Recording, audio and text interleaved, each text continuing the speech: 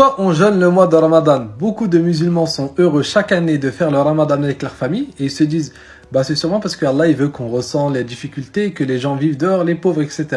Ce n'est pas exactement pour ça. Ça fait partie des sagesses qu'on peut tirer du jeûne. On peut ressentir, se mettre à leur place, faire de preuves d'empathie. Mais Dieu nous a cité une cause qui est très importante et qui est dans le Coran. Allah Azza wa Jalla nous dit Ya ayyuhalladhina amanu, ô vous qui avez cru, kutiba alaykumus siyamu kama kutiba alal ladhina min qablikum. Allah nous dit ô vous qui avez cru, le jeûne vous fut prescrit comme il fut prescrit à ceux avant vous. Et Allah nous dit la raison, la'allakum tattaqun, afin que peut-être vous parvenez à quoi? À la piété. Du coup, pour atteindre cette piété, il faut comprendre c'est quoi le rapport avec la piété, avec notre action qu'on est en train de faire. Et si on comprend bien, on verra que, excusez-moi, on est à côté de la plaque. On est à côté de la plaque parce que dans une même journée, dans la journée, on fait ce qui est demandé, mais après, on fait des actions qui montrent qu'on n'a pas compris du tout ce qu'on a fait dans la journée. Je m'explique. Durant la journée, qu'est-ce qu'on fait? On s'abstient d'assouvir les besoins de quoi? De notre corps physique. Nous, on est des esprits de base. On est rentré dans des corps physiques.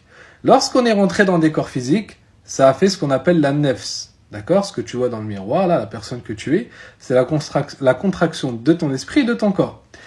Et le fait que tu sois rentré dans un corps, pour vivre dans cette dunya, dans notre dimension dans laquelle on est, ça implique des choses. Ce corps a envie de manger, ce corps a envie de boire, ce corps a envie de posséder, ainsi de suite, etc.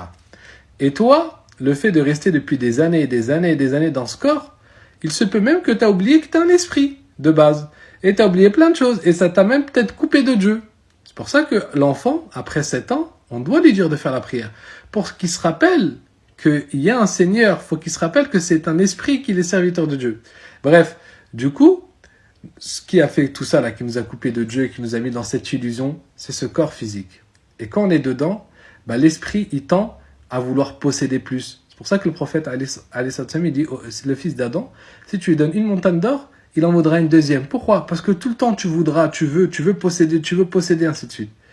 Du coup, pour revenir et te recentrer sur Dieu, pour te rappeler que tu es esprit avant d'être corps, tu coupes tout ce qui alimente ce corps. Donc, tu coupes la boisson, tu coupes la nourriture, tu coupes les rapports charnels. Tu coupes quoi? Rapports charnels, nourriture et boisson. Donc, tu t'abstiens de nourrir ce corps. Et tu fais des adorations, ainsi de suite. Donc, en fait, essaye de revenir de plus en plus vers Dieu, vers un côté spirituel et te détacher de quoi? Du côté physique. Mais qu'est-ce qui montre que nous, déjà, on n'a rien compris à ça? C'est qu'une fois qu'on coupe le jeûne, on resserre notre corps, on détruit tous nos efforts de la journée. On mange. En fait, on a fait n'importe quoi. On est comme des personnes qui ont essayé de faire un régime 3 jours et qui craquent et qui mangent 4 kebabs d'un coup. Ça lui a servi à rien, c'est peut-être même pire. Peut-être pire, même il a pris quoi? Il a pris des kilos en plus de ce qu'il avait fait d'avant ces 3 jours. Bon bref, du coup, le but du mois de Ramadan, c'est de nous efforcer à nous détacher du côté physique. Se recentrer vers notre Seigneur Jalla fi'ula, Allah Azza wa Jal.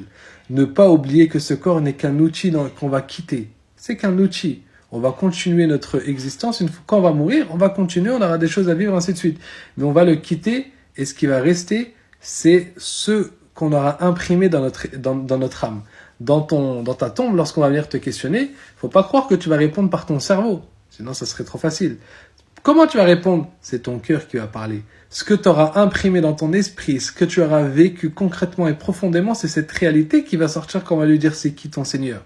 Parce que là, c'est facile, tu te dis, dans la tombe, on va me dire c'est qui ton Seigneur? Je dirais c'est Allah. Mais c'est pas comme ça. Est-ce que dans le fond de ton âme, tu avais réalisé ça? Est-ce que dans le fond de ton cœur avait atteint une certaine pureté, où il vivait par Dieu, il aimait Dieu, ainsi de suite? Bref, le cœur du Ramadan, les frères et sœurs, rappelons-nous, c'est avant tout de se déconnecter de toutes ces illusions, de ce monde physique et se recentrer sur le réel qui est Allah Azza wa Jal. Tout ce qui est autour de nous, ce ne sont que des illusions. De base, ce ne sont que des manifestations d'Allah. C'est Allah qui a fait apparaître tout ce qui est autour de toi. Sauf que l'humain, il a réussi à oublier Allah dans la création d'Allah. Alors que toute la création d'Allah ne sont que des preuves de la beauté et de la grandeur d'Allah. Mais l'humain, tellement il est rentré dans ce corps et tellement il a nourri ce corps et tellement il s'est rentré par les illusions, il a assombri son cœur au point d'être voilé de Dieu et qu'il ne qu'il oublie carrément parfois Dieu même. Ou même carrément pire, des fois il renie Dieu. Alors Inch'Allah, on va essayer de faire ce jeûne avec une profondeur.